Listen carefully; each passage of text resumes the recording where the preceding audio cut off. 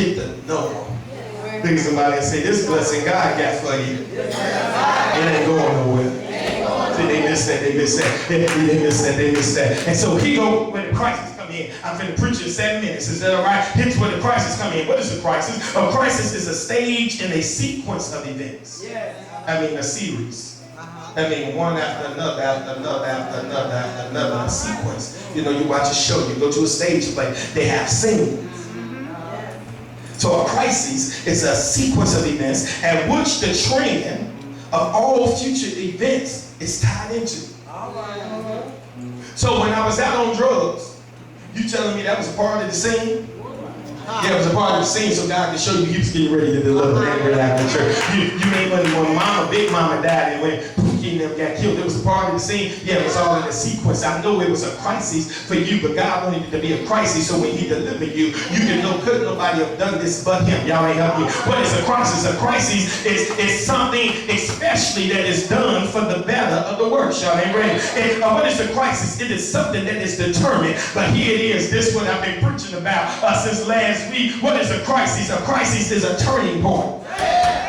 Have you ever talked to somebody and they said, you know, I was doing this and I was doing that, I was going through this and I was going through that, but something happened in my life that turned me around. Y'all ain't helping me. I came to tell somebody that this crisis that has showed up in your life is not to destroy you, but God just trying to turn you around. They ain't ready to have no look at somebody and say, God finna turn me around.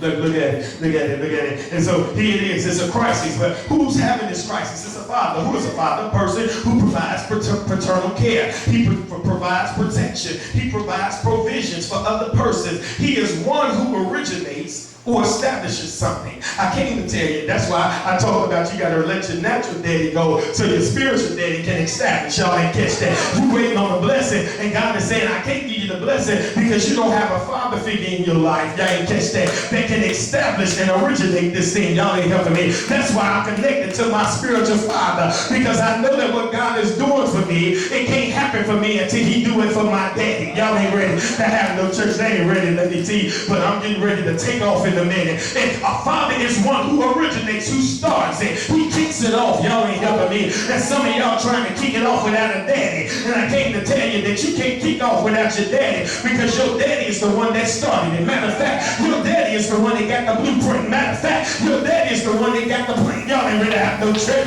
And I came to tell somebody in here, you trying to kick it off. You trying to get to a place in God, but you trying to do it on your own without following the blueprint. Y'all ain't helping me. But I came to tell somebody today that the Father put you through a crisis so he can turn you back to him. So when you get back to him, he can say, I can erase that left turn. Y'all ain't helping me. You think you can erase your own direction, but he says the steps of a good man are ordered by the, I feel like preaching. And some of you trying to change your past. You're trying to change your situation, and God is saying, I don't need you to change it, but if you come back to me, I can take what you've been through and make it a blessing. Some of you got some miseries, got some pains, and God said, I'm just waiting on you to come back to me so I can turn that pain into praise. And once I get praise out of pain, then I can put you in your purpose. They ain't come to have no church. Empowerment, y'all ain't ready to have no church.